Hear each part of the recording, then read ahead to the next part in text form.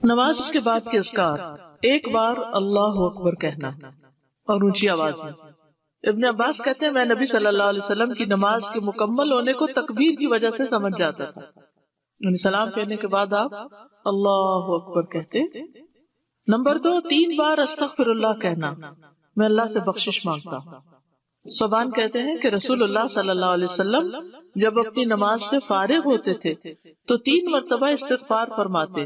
ولید کہتے ہیں کہ میں نے اوزائی سے پوچھا آپ استغفار کس طرح فرمایا کرتے تھے، تو انہوں نے کہا آپ اس طرح فرماتے استغفر اللہ استغفر اللہ استغفر اللہ۔ اس کی کیا حکمت ہے؟ نماز کے بعد استغفار کرنے کی۔ استغفار کا مطلب ہے بخشش مانگنا، یعنی اگر کوئی ہم سے غلطی ہو گئی ہے، بھول چوک ہو گئی ہے تو اللہ تعالیٰ اس کو معاف کر دینا اور ہماری نماز قبول کر لینا، غلطی معاف کر دینا۔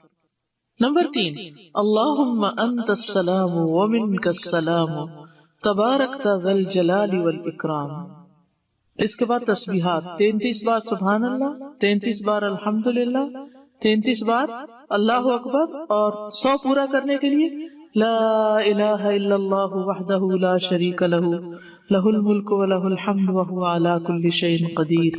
ابو ہریرہ رضی اللہ عنہ سے روایت ہے کہ جس نے ہر نماز کے بعد 33 مرتبہ سبحان اللہ، 33 مرتبہ الحمدللہ اور 33 مرتبہ اللہ اکبر کہا تو یہ 99 کلمات ہو گئے، اور 100 کا عدد پورا کرنے کے لیے لا الہ الا اللہ وحدہ لا شریک لہ لہ الملک و لہ الحمد وہو علی کل شیء قدیر کہہ لیا تو اس کے سارے گناہ معاف کر دیے جائیں گے، اگرچہ وہ سمندر کی جھاگ برابر ہو۔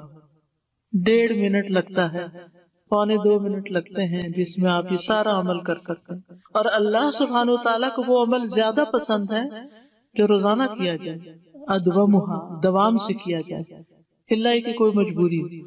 اس میں آپ دیکھیے نماز پڑھ لی آپ نے 10 منٹ میں، فرض پڑھ لیے تو یہ 2 منٹ میں کیا مشکل ہے، 2 سے بھی کم منٹ لگتے ہیں۔ بعض روایات میں اللہ اکبر 34 بار پڑھنے کا بھی آتا ہے۔ یہ تسبیحات 10 دفعہ بھی پڑھی جا سکتی ہیں۔ عبداللہ ابن عمر سے مروی ہے کہ نبی صلی اللہ علیہ وسلم نے فرمایا 2 خصلتیں یا 2 عادتیں ایسی ہیں کہ اگر کوئی مسلمان بندہ ان کی پابندی کر لے تو جنت میں داخل ہوگا۔ پابندی، اور وہ بہت آسان ہے مگر ان پر عمل کرنے والے بہت کم ہیں۔ ایک یہ ہے کہ ہر نماز کے بعد 10 مرتبہ سبحان اللہ، 10 مرتبہ الحمدللہ اور 10 مرتبہ اللہ اکبر کہے تو زبان کی ادائیگی کے اعتبار سے 150 بار ہے، یعنی ساری نمازوں میں، مجموعی طور پر 5 نمازوں کے بعد، اور ترازو میں 1500 ہوں گے۔ اور جب سونے کے لیے اپنے بستر پر آئے تو 34 بار اللہ اکبر، 33 بار الحمدللہ اور 33 بار سبحان اللہ کہے۔ زبان کی ادائیگی کے اعتبار سے تو یہ 100 ہے، مگر میزان میں یہ تسبیحات 1000 ہوں گی۔ رات کو جو سوتے ہوئے پڑھے جاتے تسبیحات فاطمہ، سب تھکاوٹ اتارنے کے لیے۔ یقیناً میں نے رسول اللہ صلی اللہ علیہ وسلم کو دیکھا، آپ انہیں اپنے ہاتھ سے شمار کرتے تھے۔ صحابہ نے پوچھا اللہ کے رسول یہ کیسے ہے کہ یہ آسان عمل ہے مگر ان پر عمل کرنے والے تھوڑے ہیں؟ آپ نے فرمایا سوتے وقت میں کسی کے پاس شیطان آ جاتا ہے اور پہلے اس سے کہ وہ تسبیح پوری کرے وہ اسے سلا دیتا ہے، اور اسی طرح اس کی نماز میں شیطان آ جاتا ہے اور یہ تسبیحات پڑھنے سے پہلے ہی کوئی کام یاد دلا دیتا ہے۔ 25 بار تسبیحات پڑھنا، یعنی یہ بھی جائز ہے، ٹھیک ہے۔ آیت الکرسی، جنت میں جانے کا راستہ۔ رسول اللہ صلی اللہ علیہ وسلم نے فرمایا جو شخص ہر فرض نماز کے بعد آیت الکرسی پڑھے اس کو موت کے علاوہ کوئی چیز جنت میں جانے سے نہیں روک سکتی۔ سبحان اللہ۔ یعنی نماز پڑھی اور نماز کے بعد آیت الکرسی پڑھ کے آپ دیکھیے کتنی دیر لگتی، شاید ہارڈلی منٹ بھی نہ لگتا، اور یہ سب سے افضل آیت ہے۔ اس کے پڑھنے سے ایک محافظ آ جاتا ہے اور شیطان قریب بھی نہیں پٹکتا، جنات سے بچانے والی آیت ہے یہ۔ وہ آیت سورۃ البقرہ میں ہے، اسے کوئی شام کو پڑھے گا تو صبح تک پناہ میں رہے گا، جو صبح پڑھے گا شام تک ہم سے پناہ میں رہے گا، یعنی جنات سے۔ معوذات، سورۃ الاخلاص، سورۃ الفلق، سورۃ الناس، یہ بھی ایک بار پڑھنا ہوتی ہے نماز کے اذکار میں۔ عقبہ بن عامر کہتے ہیں کہ رسول اللہ صلی اللہ علیہ وسلم نے مجھے حکم دیا تھا کہ میں ہر نماز کے بعد معوذات پڑھا کروں۔ رب اعنی علی ذکرک و شکرک و حسن عبادتک۔ معاذ بن جبل کہتے ہیں کہ رسول اللہ صلی اللہ علیہ وسلم نے میرا ہاتھ پکڑا اور فرمایا میں تم سے محبت رکھتا ہوں اے معاذ. میں نے عرض کیا میں بھی آپ سے محبت کرتا ہوں یا رسول اللہ. تو رسول اللہ صلی اللہ علیہ وسلم نے فرمایا تم پابندی سے ہر نماز میں یہ دعا مانگا کرو, رب اعنی علی ذکرک و شکرک و حسن عبادتک. اور آپ نے یہ ان کو وصیت کی تھی کہ کبھی نہ چھوڑنا اس کو. لا الہ الا اللہ وحدہ لا شریک لہ لہ الملک و لہ الحمد وہو علی کل شیء قدیر. 3 بار. لا الہ الا اللہ وحدہ لا شریک لہ لہ الملک و لہ الحمد وہو علی کل شیء قدیر. اللہم لا مانع لما اعطیت ولا معطی لما منعت ولا ينفع ذا الجد. ایک روایت میں منک الجد بھی آتا ہے, یہ اگلی روایت ہے ولا ينفع ذا الجد منک الجد. لا الہ الا اللہ وحدہ لا شریک لہ لہ الملک و لہ الحمد یحیی و یمیت وہو حی لا یموت بیدہ الخیر وہو علی کل شیء قدیر. یہ دعا اور کس موقع پہ پڑھی جاتی؟ بازار جاتے ہوئے. کئی لاکھ نیکیوں کا ثواب ہے جو بازار میں یہ دعا پڑھ لے. اللہم لا مانع لما اعطیت ولا معطی لما منعت ولا ينفع ذا الجد منک الجد. 3 بار پڑھنا, ٹھیک ہے, یعنی لا الہ الا اللہ وحدہ 3 بار اور پھر اللہم لا مانع. لا الہ الا اللہ وحدہ لا شریک لہ لہ الملک و لہ الحمد وہو علی کل شیء قدیر. لا حول ولا قوة الا باللہ.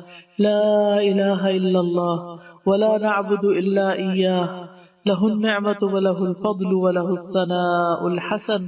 لا الہ الا اللہ مخلصین لہ الدین ولو کرہ الکافرون. رب قنی عذابک یوم تبعث عبادک. اے رب مجھے اس دن کے عذاب سے بچانا جس دن تو اپنے بندوں کو اٹھائے گا. پھر ہے اللہم انی اعوذ بک من الکفر والفقر وعذاب القبر. کفر, فقر اور عذاب قبر سے تیری پناہ میں آتا ہوں اے اللہ.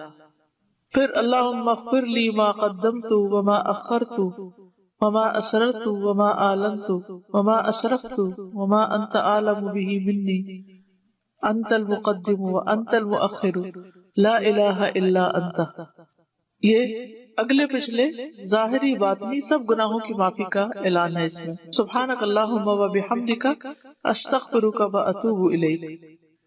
اچھے عمل پہ مہر لگانے والے کلمات ہیں یہ, یعنی جو شخص کسی مجلس میں بیٹھے پھر اس سے کچھ غلط غلط باتیں ہو جائیں تو جب یہ کلمات آخر میں پڑھے گا تو وہ معاف ہو جائیں گے, کفارہ ہو جائے گی اس مجلس کا. رب اغفر لی وتب علی انک انت التواب الغفور. ایک انصاری صحابی کہتے کہ میں نے رسول اللہ صلی اللہ علیہ وسلم کو نماز کے بعد یہ دعا 100 دفعہ پڑھتے ہوئے سنا. رب اغفر لی وتب علی انک انت التواب الغفور. پھر اللہم انی اعوذ بک من الجبن واعوذ بک ان ارد الی ارذل الامور واعوذ بک من فتنة الدنیا واعوذ بک من عذاب القبر. پھر ہے اللہم اغفر لی وارحمنی واہدنی وارزقنی. فجر کی فرض رکعات کے بعد کے اذکار, سبحان اللہ 100 بار, لا الہ الا اللہ 100 بار, ٹھیک ہے. 100 دفعہ والے 2 اذکار.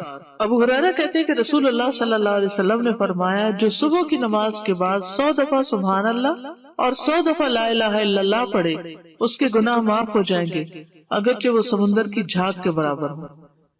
سلام کے بعد تشہد کی حالت میں کسی سے بات کیے بغیر ذکر کرنا, کسی سے بات کیے بغیر ذکر کرنا. ابو ذر سے مروی ہے کہ رسول اللہ صلی اللہ علیہ وسلم نے فرمایا جو شخص فجر کی نماز کے بعد نماز میں تشہد میں بیٹھنے کی طرح اپنی ٹانگ کو دوہرا کیے ہوئے ہو اور کسی سے بات کیے بغیر 10 مرتبہ لا الہ الا اللہ وحدہ لا شریک لہ لہ الملک و لہ الحمد یحیی و یمیت وہو علی کل شیء قدیر پڑھے گا, اس کے لیے 10 نیکیاں لکھ دی جائیں گی, اس کے 10 گناہ معاف کر دیے جائیں گے, اس کے 10 درجات بلند کر دیے جائیں گے, اور وہ اس دن ہر برائی سے محفوظ رہے گا اور اسے شیطان کی پہنچ سے دور کر دیا جائے گا, اور اس دن اللہ کے ساتھ شرک کے علاوہ کوئی گناہ اس لائق نہیں کہ اس کو پکڑ میں مبتلا کر دے. لا علمی جو ہے, نا علم ہونا جو ہے کتنا نقصان دہ.